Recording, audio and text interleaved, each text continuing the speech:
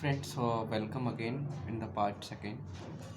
और मैं यहाँ पर था कि जो क्वेश्चन ये था कि मैं इस केस में कैसे केस कर सकता हूँ।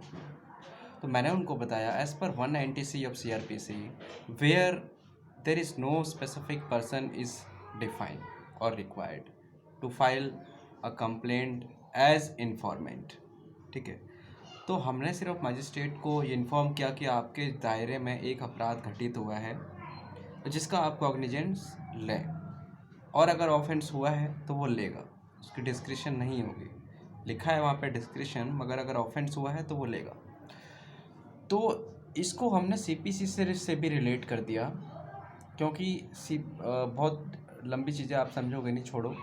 तो ये सारी पॉइंट्स को मेरी कोर्ट ने माना और उसको एक्सेप्ट किया, लेकिन एक पॉइंट को नहीं माना। वो ये पॉइंट था कि जब पुलिस वाले का जो ऑफेंस है, क्राइम है, वो हाथरस का है, तो उसका केस हाथरस में ही होगा और दिल्ली के साउथ डिस्ट्रिक्ट सफदरजंग हॉस्पिटल के जुरिस्डिक्शन मजिस्ट्रेट के पास एफिशिएंट पे बात नहीं होगा। ये पॉइंट लिखा। अब इसका कोई जस्टिफिकेशन नहीं दिया उन्होंने कि क्यों ऐसा है, जबकि मैंने उन्हें ये बताया कि जब ऑफेंस इनिशिएट वहाँ से हुआ है, जब FIR स्टार्ट नहीं हुई है, और अगर हम उसको एज अ थ्रेड देखते हैं, एक धागे के जैसे, तो वो धागा वहाँ से स्टार्ट हुआ है और वो धागा जाके ख़त्म हुआ है जब उसकी डेथ हुई सफदरजंग हॉस्पिटल में। इसके बीच में धागे में कहीं भी ब्रेक नहीं है, मतलब कि इन दोनों जुरिस्डिक्शन में कहीं पर भी केस रजिस्टर हो सकता है और ट्रायल चल सकता है, जो भी है आगे। उसको मना कर दिया उस चीज़ को, और उन्होंने बोला कि द इन्फॉर्मेंट हैज़ लिबर्टी, है ना, liberty to file fresh complaint before the concern court. इसका मतलब ये हमें कह रहे थे सर कि हाथरस के जो कोर्ट है, सेशन कोर्ट है, वहाँ पर मैजिस्ट्रेट कोर्ट है, वहाँ पर केस फाइल हो सकता है और यहाँ पे नहीं होगा, क्योंकि जो पुलिस वाले थे, उन पुलिस वालों के गैर जिम्मेदाराना हरकत की वजह से इस लड़की की डेथ नहीं हुई है। ये उनका इसमें जजमेंट में ये है, इस जजमेंट में लिखा हुआ है। मैं, आप अगर पढ़ पाए तो फिर मैं वो लाइन दिखा देता हूँ। यस, ये 8वां पैराग्राफ पढ़िए, ठीक है, 8th पैराग्राफ। तो ये चीज़ यहाँ पे लिखी है। अब मेरे क्वेश्चंस ये हैं कि मैं उसको स्पेशल लीव पिटिशन, एक होती है article 136 of constitution of India के तहत, जिसमें कोई भी कोर्ट या ट्राइब्यूनल की कोई भी फैसले को, ऑर्डर को, जजमेंट को, डिक्री को हम सीधा सुप्रीम कोर्ट में अपील कर सकते हैं। लीव टू अपील मतलब लीव ले सकते हैं कि हम इस केस को अपील में, और उसको एज अ अपील ट्रीट किया जाएगा। ठीक है, ये है 136। अगर वहाँ से डिसमिस हुई तो आप नीचे के कोर्ट्स में दोबारा नहीं आ सकते हैं, सारी रेमेडी ख़त्म आपकी, ये ऑप्शन होता है।